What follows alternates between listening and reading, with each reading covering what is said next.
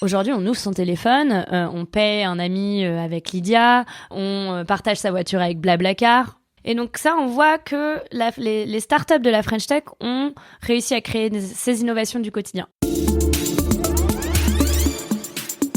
Bonjour Clara Chapaz. Bonjour. Vous êtes directrice générale de la mission French Tech. Merci de me recevoir ici, au cœur de l'univers French Tech, à Station F. Peut-être pourriez-vous, avant toute chose, nous rappeler un petit peu ce que c'est que la mission French Tech exactement? La mission French Tech, c'est une administration donc, qui fait partie du ministère de l'économie et qui, depuis sa création en 2013, on fête cette année nos 10 ans, je suis sûre qu'on y reviendra, a le même objectif, finalement la même mission, celle d'accompagner l'écosystème des startups en France à se développer, à grandir et à prendre toute la place qu'il devrait occuper dans le monde économique. C'est vrai que c'est un nom qui est devenu quasiment générique, la French Tech. Tout le monde connaît d'une part, et puis on met beaucoup de choses sous le nom French Tech d'ailleurs. Complètement, et je pense que c'est d'ailleurs un des signes du succès de cette première décennie de la French Tech, quand en 2013, donc on se replonge un peu en arrière, émerge cette idée de comment est-ce que on peut travailler tous ensemble, entrepreneurs, investisseurs, structures d'accompagnement telles que les incubateurs, à faire émerger cet écosystème tech entrepreneurial en France, et que l'État se dit j'y ai ma place et je dois y occuper un rôle important en créant la mission French Tech.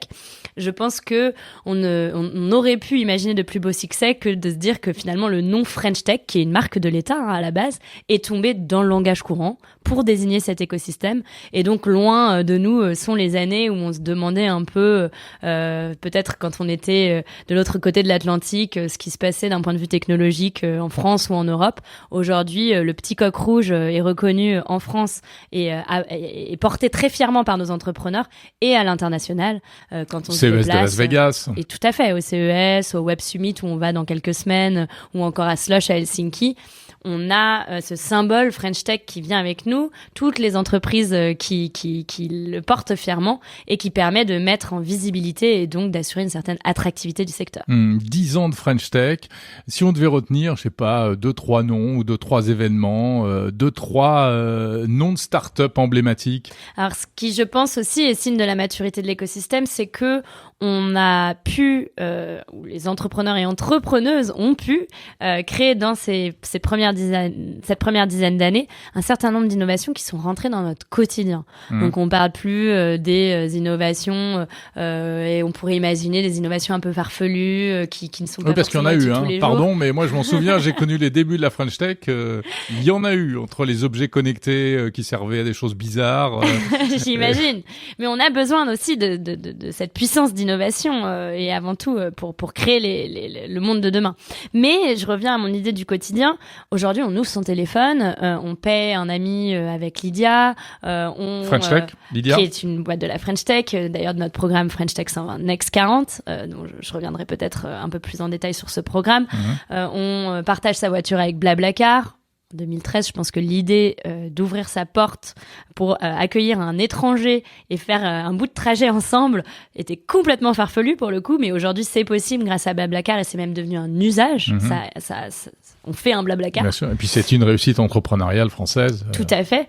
Je pense aussi du point de vue entreprise, des logiciels comme Conto ou encore Payfit qui sont rentrés dans le quotidien, ou peut-être Swile sur les tickets restaurants.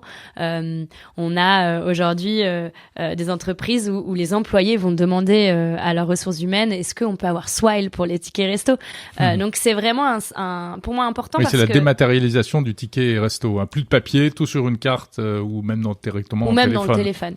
Et donc ça, on voit que les startups de la French Tech ont réussi à créer ces innovations du quotidien. Aujourd'hui, c'est 2 Français sur 3 qui utilisent les services ou les produits des startups de la French Tech, des 25 000 startups de la French Tech, de façon quotidienne, ou en tout cas régulière. Mais bien sûr, le propre des startups, c'est qu'il y en a beaucoup qui naissent et il y en a quelques-unes qui deviennent les stars comme celle dont on vient de parler. Et puis il y en a aussi beaucoup qui meurent. Bien sûr. Alors, je dis souvent, les startups, pour une grande majorité d'entre elles, donc sont quoi ? Sont des entreprises jeunes, innovantes, avec de fortes ambitions de croissance, qui développent un produit technologique ou un service technologique. elles sont souvent financées, soit dans cette partie de recherche de croissance, ou soit même parce qu'elles sont sur des processus de recherche et développement très longs, ou peut-être qu'elles ont besoin de passer à l'échelle industrielle pour produire leurs produits et d'ouvrir des usines. Donc elles ont besoin de financement. Toutes ne vont pas chercher ce financement. Il y a aussi des startups qui s'autofinancent, mais une grande partie va faire appel à du financement. Et ce financement, on l'appelle le financement de capital risque. Donc je pense qu'il faut toujours se rappeler que ça fait partie du processus d'innovation d'une startup de prendre des risques. Et en effet, il y en a pour toutes celles que j'ai citées qui se sont inscrites dans les usages des Français, il y en a tout autant, voire même davantage, qui aujourd'hui ont porté un projet, qui a pivoté, qui peut-être s'est arrêté. Mais c'est pas grave, parce que c'est ça aussi la maturité de l'écosystème French Tech 10 ans après, c'est de voir que on a des personnes qui se sont lancées une première fois puis se sont relancées. On a peut-être des employés de ces startups à succès que j'ai cités qui aujourd'hui sont partis et créent leur propre projet entrepreneurial. Un peu. D'ailleurs, c'est un peu une tendance du moment, ça. Hein. Les historiques quittent les startups. Des débuts de la French Tech, on va dire, et puis relance d'autres projets. Voilà. Mais c'est magnifique, c'est ça un vrai écosystème, c'est de voir qu'on peut créer cet écosystème qui va au-delà d'un simple succès d'une simple entreprise, mais vraiment qui perdure et qui crée des opportunités. Donc 10 ans, je pense, ont permis de créer et d'atteindre un certain stade de maturité où on a aujourd'hui à la fois les talents et certains d'entre eux qui ont vécu de très belles expériences et qui se relancent, et aussi une capacité à attirer les talents étrangers via des dispositifs comme le French Tech Visa par exemple. On a le financement.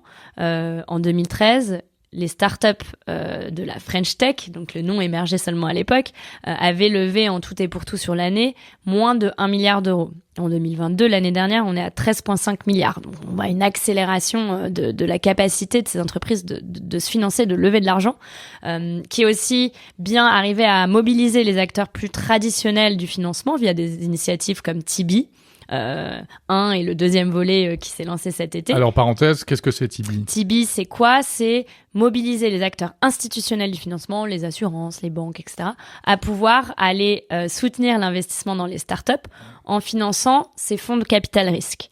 Donc, ils vont, eux, donner de l'argent aux fonds de capital risque, et les fonds de capital risque vont pouvoir déployer cet argent dans les projets entrepreneuriaux. Du coup, le troisième élément, je pense, de succès, donc talent, financement, c'est, et c'est un des défis, je pense, quand on se projette dans l'avenir, c'est d'avoir réussi à créer un écosystème assez divers. Dans les entreprises que je vous ai citées, on a aussi bien des logiciels que des plateformes de marché qui visent à, par exemple, mettre en relation un conducteur et quelqu'un qui veut trouver un moyen de transport pour Blablacar, des outils de paiement comme Lydia. Donc on a, je pense, montré qu'on pouvait réussir à porter un projet entrepreneurial, et c'est une des grandes forces de la French Tech dans un très grand nombre de secteurs. Mais parfois, c'est même assez éloigné de la tech. Hein. Il y a des choses qui relèvent plus du commerce, du business, que de la technologie et de l'innovation technologique à proprement parler. Je pense que dans l'innovation technologique, il y a à la fois les outils qui permettent à ce genre de plateforme de se mettre en place et de passer à l'échelle. Par exemple, dans une plateforme de mise en relation commerciale, j'ai cité Blablacar, j'aurais pu citer Back Market sur le reconditionné, ou Vestiaire Collective sur les produits vêtements, sacs et autres d'occasion. Il y a énormément de technologie derrière ces plateformes parce que il y a un certain nombre d'algorithmes propriétaires, parce que quand on met beaucoup de produits en ligne, il faut pouvoir trouver une manière de les montrer qui est la plus satisfaisante possible pour le client. Et donc il y a beaucoup d'outils aussi de personnalisation. Il y a énormément d'innovation technologique sur toute la partie logistique. Il y a énormément d'innovation technologique sur la partie sécuritaire. Donc dans la création de ces nouveaux usages, qui en soi sont des innovations, ces usages digitaux, elles ne sont rendues possibles que par la création d'un certain nombre de technologies. Mais ensuite, et c'est là justement où je voulais ouvrir, dans les défis on va célébrer la semaine des 10 ans de la French Tech du 16 au 22 octobre. Donc on se retournera avec une certaine fierté sur ce qui a été accompli, mais on se projettera aussi surtout sur ce qui reste à accomplir. On va parler d'ailleurs des tendances actuelles et futures. Oui, je pense qu'on va parler. Et un des grands défis, c'est de s'assurer que les succès qu'on voit aujourd'hui, entrepreneuriaux, ces entreprises qui sont rentrées dans notre quotidien, qui sont souvent des entreprises plutôt numériques, peuvent être répliqués sur des entreprises de technologie et notamment d'innovation de rupture. C'est le programme qu'on a lancé qui s'appelle le French Tech 2030, qui accompagne 125 lauréats d'innovation de rupture dans des secteurs stratégiques comme la santé avec les biothérapies, comme la transition écologique. Ça part d'un constat qui est que ça manquait un peu, parce que c'est vrai qu'il y a pas mal de startups deep tech, comme on dit, qui arrivent des centres de recherche, etc., avec là pour le coup des choses très très très innovantes, des brevets, etc., des prix Nobel parfois.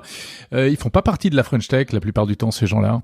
Alors ils font partie de la French Tech parce que toute startup technologique fait partie de la French Tech, et on a un réseau formidable de capital et de communautés French Tech qui sont des associations de proximité dans lesquelles ce genre de structures sont bien sûr les bienvenus et même une grande priorité, mais peut-être qu'ils ne faisaient pas encore assez partie de programmes par exemple comme le French Tech 120 Next 40 qui est le programme qui accompagne que l'on a lancé à la mission French Tech en 2019, qui accompagne les startups les plus développées. Alors il y en a certaines, c'est pas tout blanc ou tout noir. Il y a sur le Next 40 7 startups deep tech.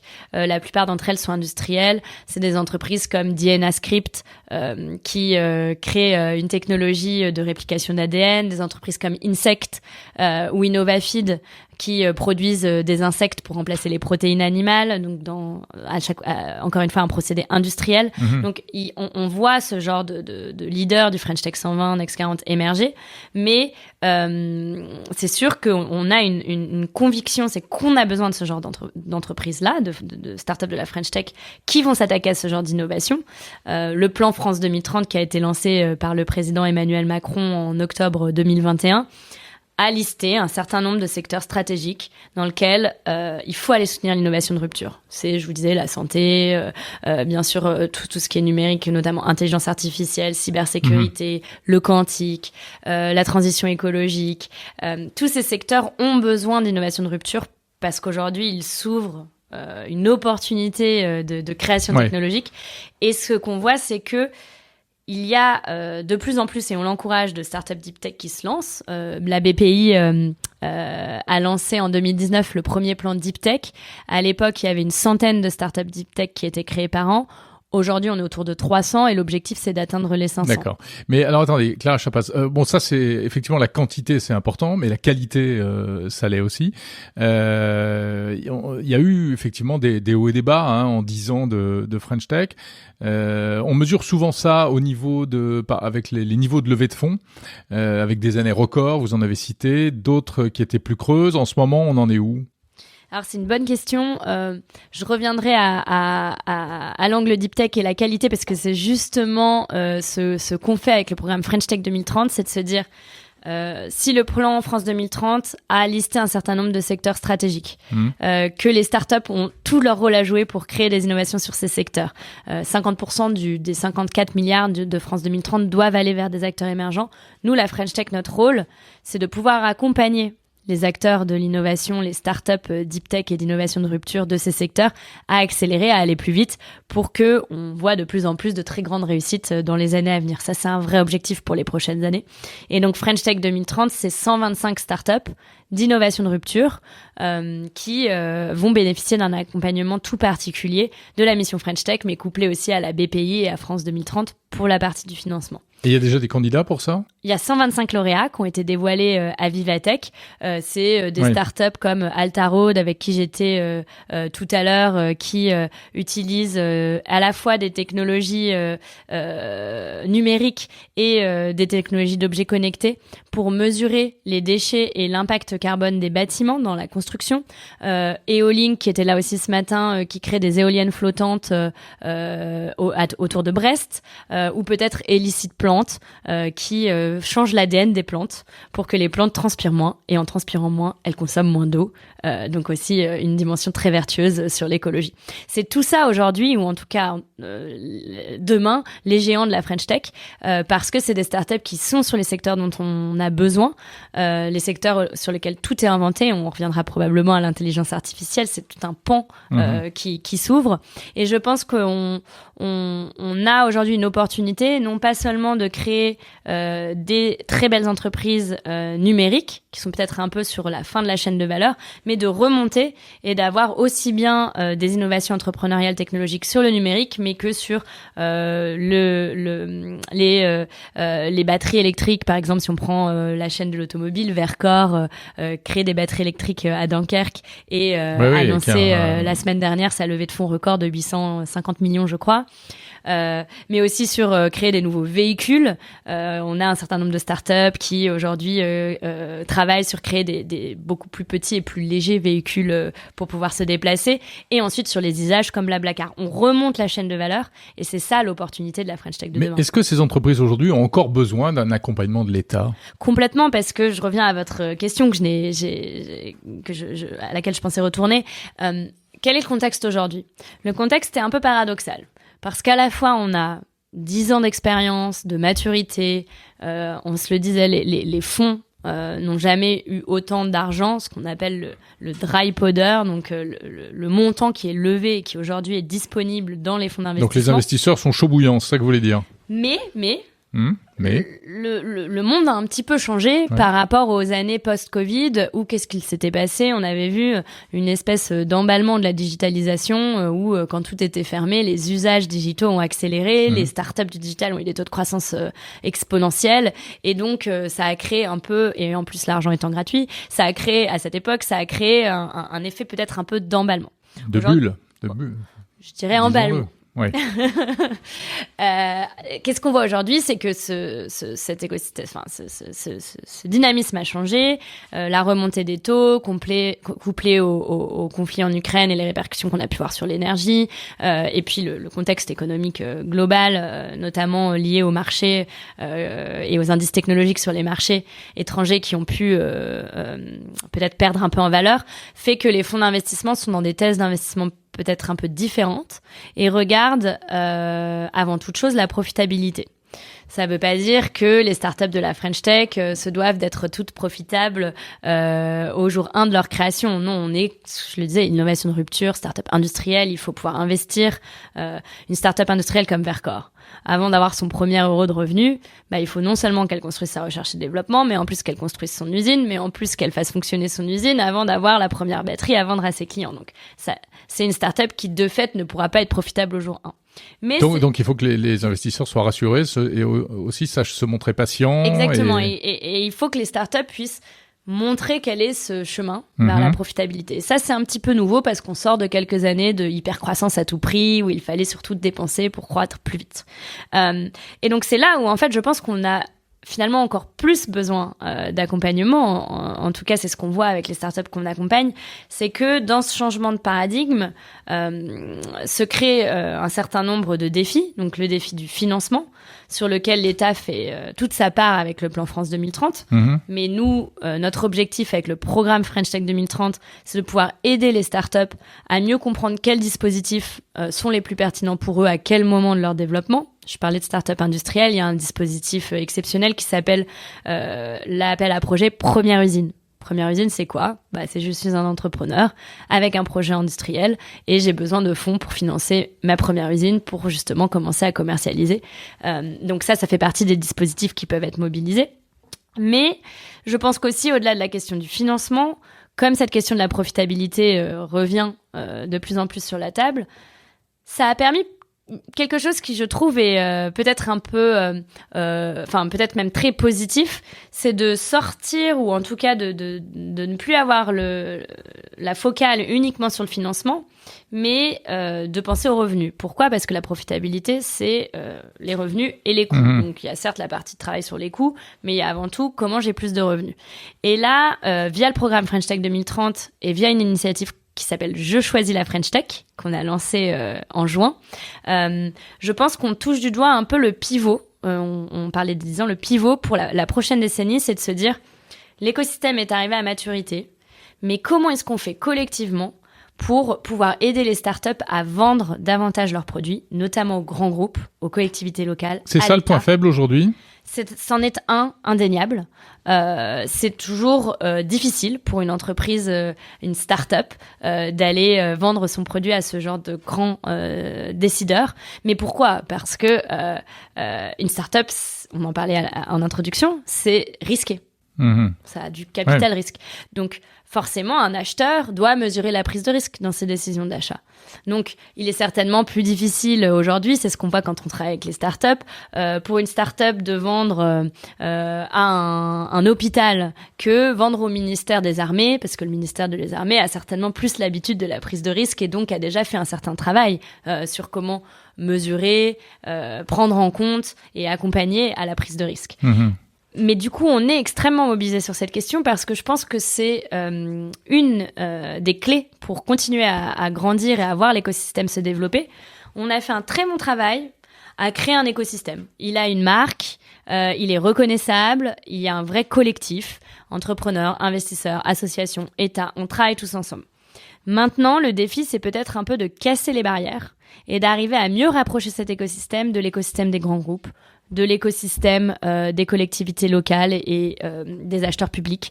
Parce que c'est seulement en ayant la confiance de ces grands clients qu'on pourra déployer des solutions à l'échelle. Et donc, il faut pouvoir accélérer là-dessus. Oui, pardon, non, allez-y. Et peut-être que finalement, c'est un peu logique. On avait, dans les premières années, besoin de très forte identification, de créer la visibilité autour de ce monde des startups, qui du coup a été peut-être un peu traité comme un monde à part. Mais au final, une startup, c'est quoi ? C'est une entreprise comme une autre qui doit gagner de l'argent, convaincre ses clients, développer ses innovations. Qui commence par embrouler en général. Et aujourd'hui, justement, c'est pour ça que là où je pense que l'accompagnement est le plus nécessaire, c'est à trouver ses clients.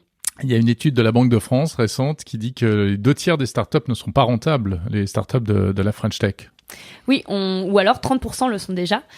Oui, ça tout dépend si on voit le verre à moitié plein ou à moitié vide. Je pense qu'il ne faut pas diaboliser le fait qu'une startup ne soit pas rentable.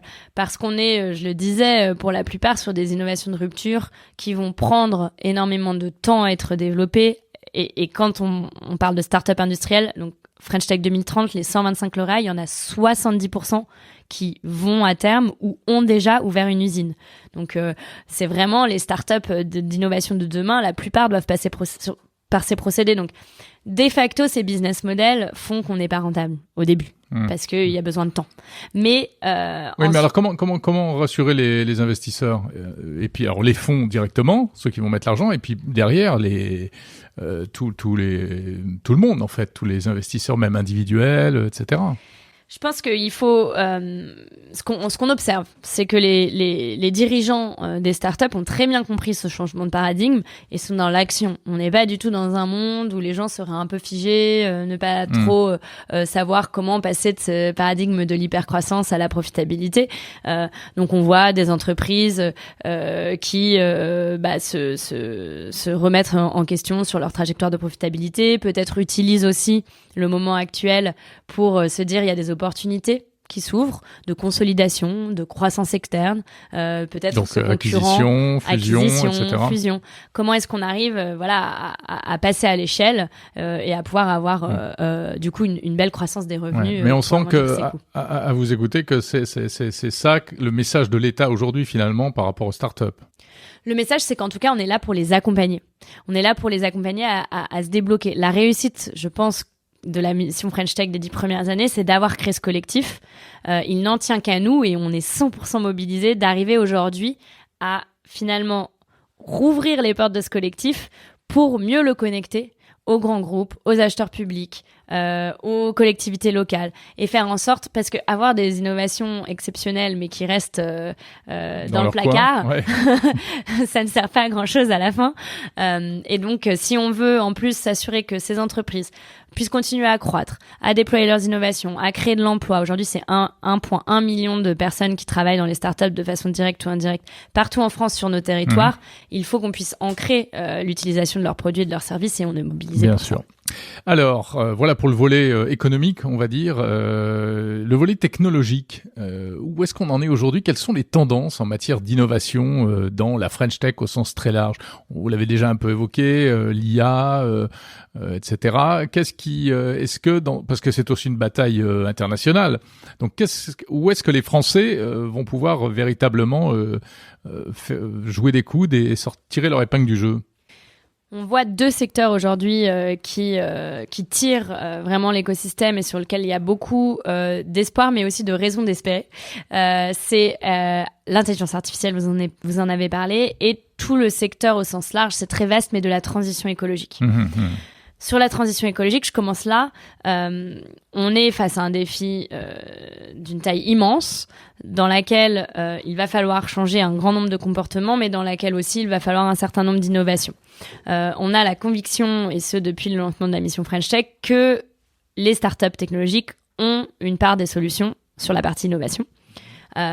Et donc, c'est ce que je disais tout à l'heure, le plan France 2030, la moitié des lauréats du programme French Tech 2030, donc qu'on a créé pour accompagner ces grandes innovations, sont des lauréats qui sont directement dans la transition écologique. Par exemple?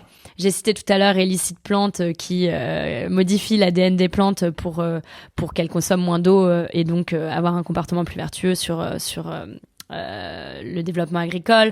J'aurais pu citer Javelot, qui est une entreprise dans l'agriculture qui utilise la data pour optimiser le stockage de grains et donc moins de pertes et donc encore une fois une agriculture plus vertueuse. J'aurais pu citer des entreprises comme Life qui travaillent sur l'hydrogène vert dans la région de Nantes. On a vraiment des innovations à la fois dans la mobilité, dans l'énergie, dans l'agriculture. Tous les secteurs doivent se réinventer. Et on a des entrepreneurs fabuleux qui font ce choix d'aller utiliser leurs innovations pour créer ces startups.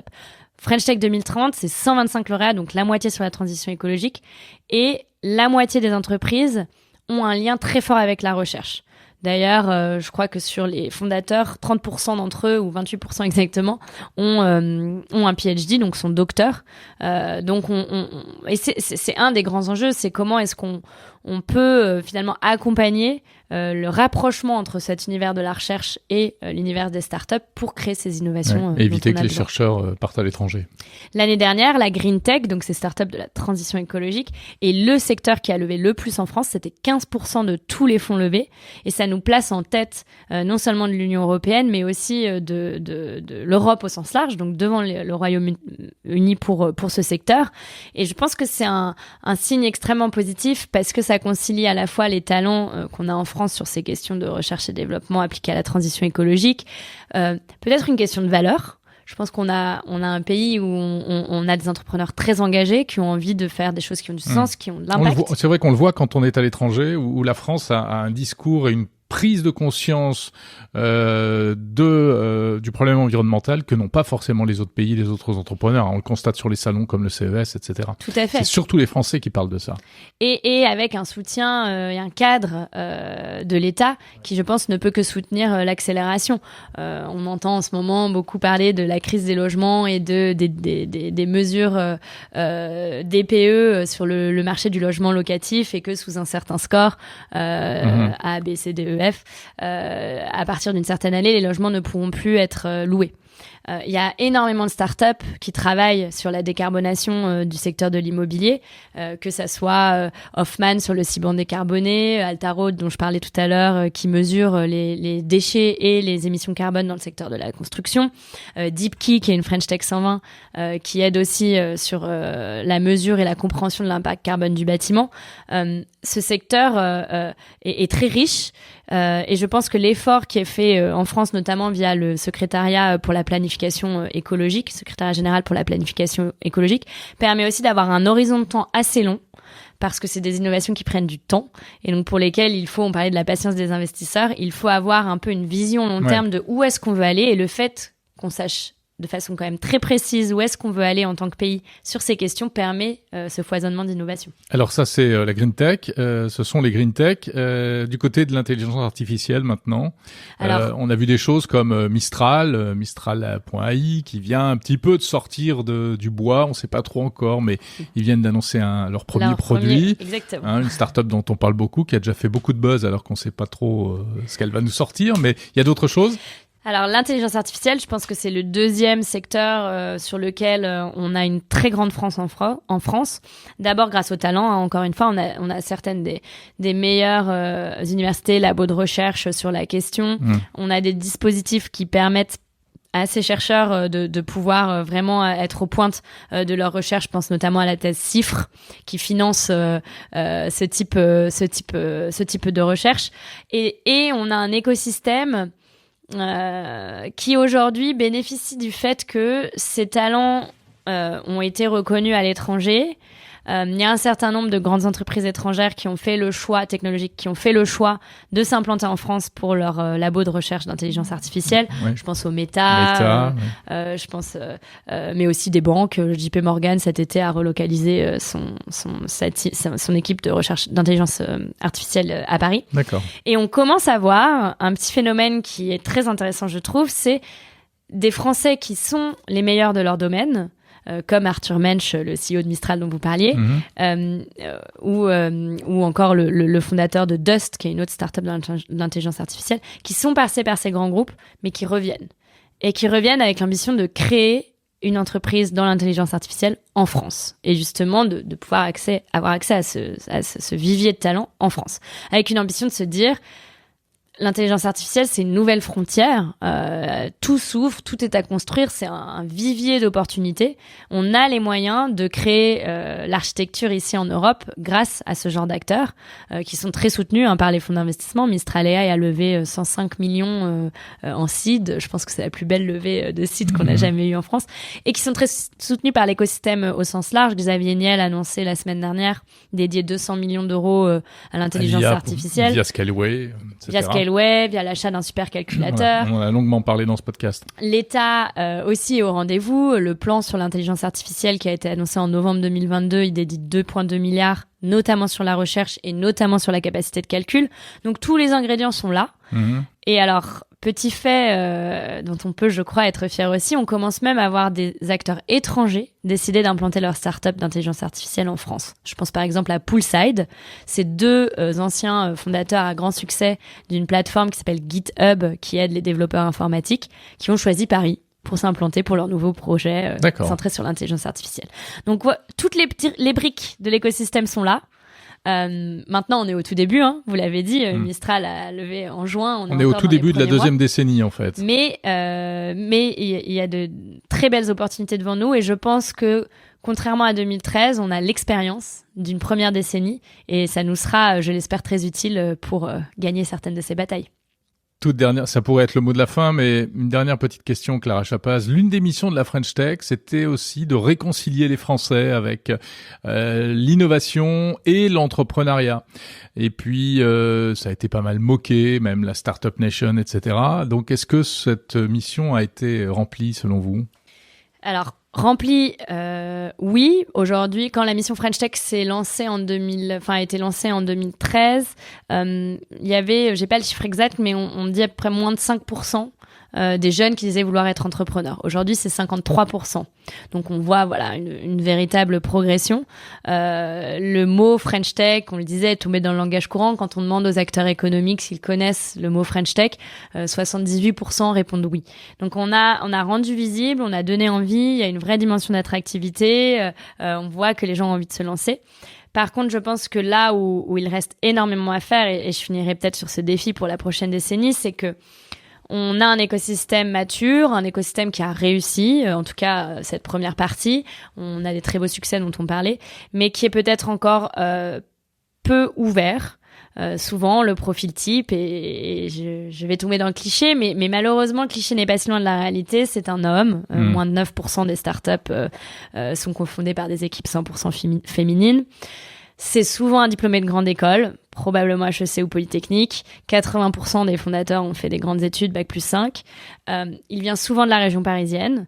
Ou en tout cas, s'il est financé, il est certainement en région parisienne. 80% des fonds levés vont vers les startups de la région parisienne, alors qu'une startup sur 2 est créée en dehors de Paris. Donc, on a un vrai décalage. D'accord, il y a un différentiel. Nous, on a lancé un certain nombre d'initiatives, dont le programme Tremplin, qui vise à ouvrir les portes de cet écosystème tech, d'accompagner des publics qui sont éloignés de ce monde de la tech à la base, qui peut-être vivre dans des quartiers priorités de la ville, dans des zones rurales à revitaliser, qui sont réfugiés, boursiers, à pouvoir se lancer, à obtenir une bourse, à obtenir un accompagnement dans un incubateur. Mais est-ce qu'on est arrivé à 100%? Certainement pas. Et je pense que c'est non seulement une question de vision de la société qu'on veut construire, parce que le secteur de la tech étant très dynamique, il crée un très grand nombre d'opportunités économiques pour toutes et tous, mais c'est aussi une question de performance. Il n'est plus à prouver, en tout cas je l'espère, qu'on crée les meilleurs produits et les meilleurs services quand on a des perspectives différentes. Et aujourd'hui, on en pâtit de ce manque de diversité et on est mobilisé pour que ça change.